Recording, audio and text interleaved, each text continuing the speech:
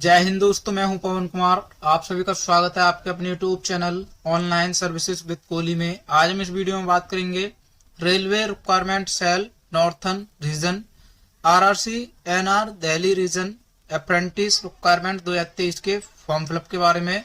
तो सबसे पहले इंपॉर्टेंट डेट की बात करें तो एप्लीकेशन जो स्टार्ट हुई है वो आपकी 11/12/2023 से स्टार्ट हुई है और लास्ट डेट की बात करें तो 11/1/2024 है। और पे एग्जाम फीस की लास्ट डेट की बात करें तो ये भी आपके 11/1/2024 है। उसके बाद मेरिट लिस्ट की बात करें तो दोस्तों 12/2/2024 को आपकी जारी की जाएगी।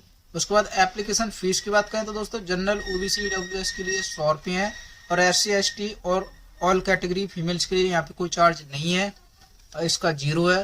उसके बाद पे की बात करें तो दोस्तों आप credit card, debit card, net banking के माध्यम से आप पेमेंट कर सकते हैं। उसके बाद एज लिमिट की बात करें तो मिनिमम एज आपकी 15 ईयर और मैक्सिमम एज आपकी 24 ईयर होनी चाहिए। टोटल वैकेंसी की बात करें तो यहाँ पे 3093 ये पोस्ट हैं। उसके बाद पोस्ट नेम की बात करें तो RRC NR various trade apprentice की ये पोस्ट है।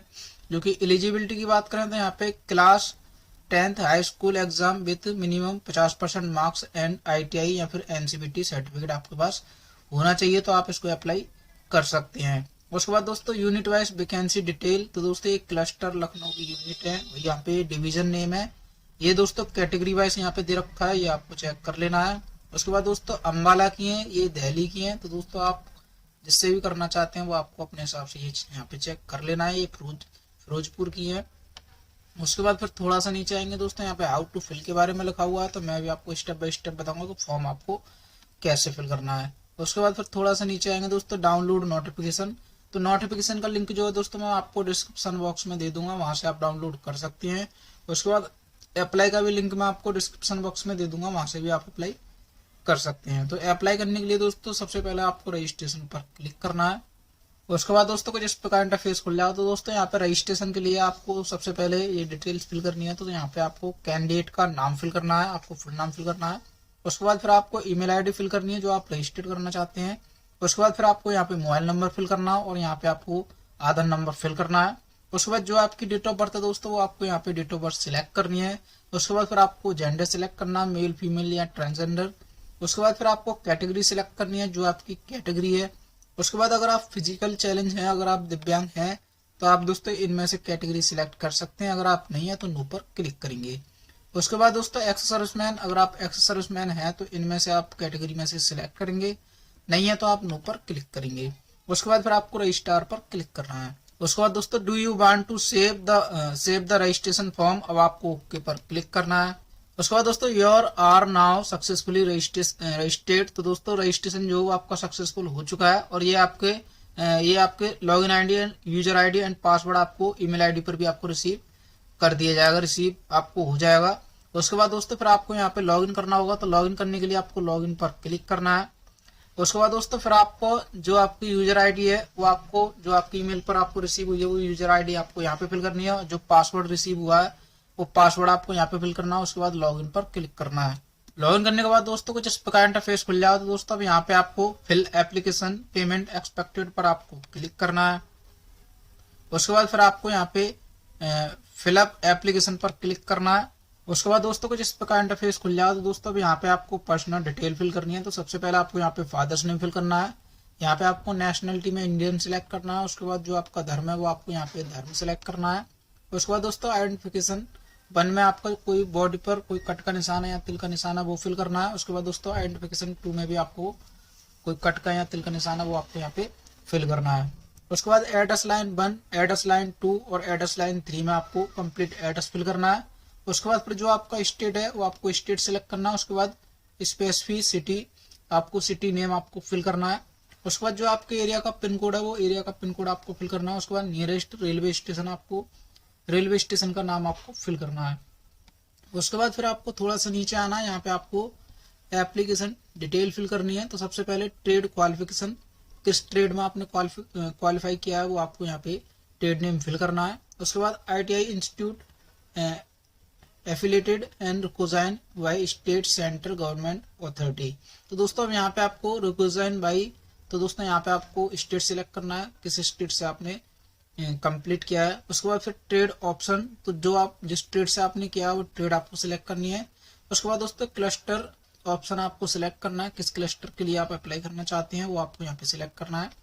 उसके बाद फिर आपको यूनिट ऑप्शन 1, तो दोस्तों यहाँ पे ये आपकी यूनिट है, यहाँ पे 7 यूनिट है। यहाँ पे आपको नंबर बाय नंबर में आपको अपने हिसाब से सिलेक्ट करना है। जो आप नंबर 1 पर रखना चाहते हैं वो आप नंबर 1 पर सिलेक्ट करेंगे, जो आप 2 पर रखना चाहते हैं वो 2 पर सिलेक्ट करेंगे, जो 3 पर रखना चाहते हैं वो 3 पे। तो आपको 7 है, ये 7 में आपको इसी प्रकार सिलेक्ट कर लेना है। उसके बाद दोस्तों अब यहाँ पे आपको क्वालिफिकेशन की डिटेल फिल करनी है। तो सबसे पहले आपको 10th की डिटेल फिल करनी है। तो यहाँ पे आपको बोर्ड नेम सिलेक्ट करना है, जो आपका बोर्ड नेम है।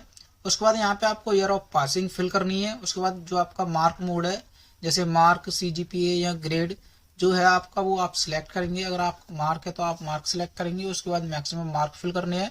यहाँ पे आपको ऑप्टन मार्क फिल करने हैं, परसेंटेज आपकी ऑटोमेटिक फिल हो जाएगी। उसके बाद फिर आपको ITI की डिटेल फिल करनी है। तो यहाँ पे भी आपको बोर्ड नेम फिल करना है, आप NCBT से हैं या SCBT से हैं वो आपको यहाँ पे फिल करना है। उसके बाद फिर आपको ईयर ऑफ पासिंग आपको यहाँ पे फिल करनी है।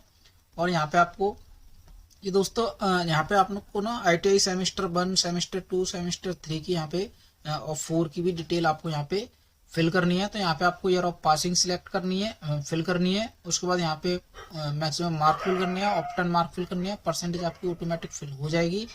उसके बाद दोस्तों ये भी आपके जो टोटल मार्क है और मैक्सिमम टोटल मार्क और ऑप्टन मार्क जो है ये भी आपको ऑटोमेटिक फिल हो जाएगा, इसमें आपको कुछ करने की जरूरत नहीं है।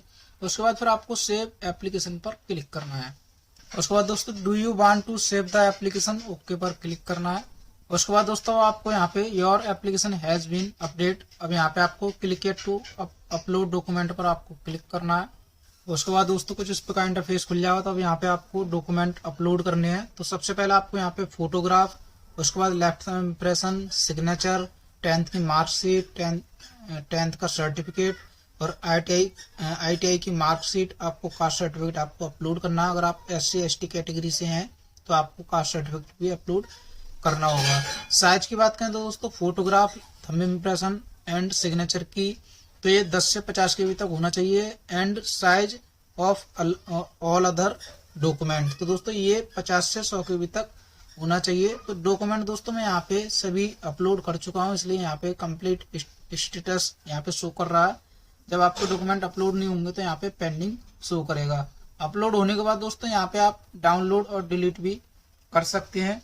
तो यहाँ पे अपलोड करने के लिए आपको सबसे पहले करना क्या है, यहाँ पे डॉक्यूमेंट टाइप में अगर आप फोटो अपलोड करना चाहते हैं तो आप फोटोग्राफ सिलेक्ट करेंगे। उसके बाद जो आपकी फोटो है वो आपको फोटो सिलेक्ट करनी है। उसके बाद फिर अपलोड डॉक्यूमेंट पर क्लिक करना है। उसके बाद फिर do you want to save document पर आपको ओके पर क्लिक करना है। जैसे आप ओके करेंगे ये फोटो जो है वो आपका अपलोड हो जाएगा। अपलोड होने के बाद यहाँ पे कंप्लीट स्टेटस में आपको कंप्लीट शो हो जाएगा और यहाँ पे आप डाउनलोड और डिलीट भी कर सकते हैं। उसके बाद दोस्तों फिर आपको जैसे यहाँ पे लेफ्ट थंब इम्प्रेशन करना है तो आप सिलेक्ट करेंगे। इसी प्रकार फिर आपको ये अपलोड करना है। इसी प्रकार अगर सिग्नेचर करना है तो सिग्नेचर सिलेक्ट करेंगे और यहाँ पे चूज फाइल पर क्लिक करके सिग्नेचर की फाइल जो है वो आपको सिलेक्ट करनी होगी और यहाँ पे अपलोड डॉक्यूमेंट पर क्लिक करना है। तो यहाँ पे सभी फाइल्स इसी प्रकार आपको यहाँ पे अपलोड कर लेनी है। उसके बाद फिर आपको click to review and finalise application पर आपको क्लिक करना है। उसके बाद दोस्तों कुछ इस प्रकार इंटरफेस खुल जाए। तो दोस्तों यहाँ पे आपको साइड डिटेल एक बार आपको अच्छे से चेक कर लेनी है, साइड डिटेल ठीक है या नहीं है। अगर आपकी कोई भी डिटेल गलत है तो आप यहाँ पे if you want to make change in application then click here to go to dashboard, यहाँ पर क्लिक करके आप एडिट कर सकते हैं। अगर आपकी साइड डिटेल ठीक है तो आपको इस डिक्लेरेशन पर आई एग्री पर क्लिक करना है। उसके बाद फाइनल सबमिट एप्लीकेशन पर क्लिक करना है।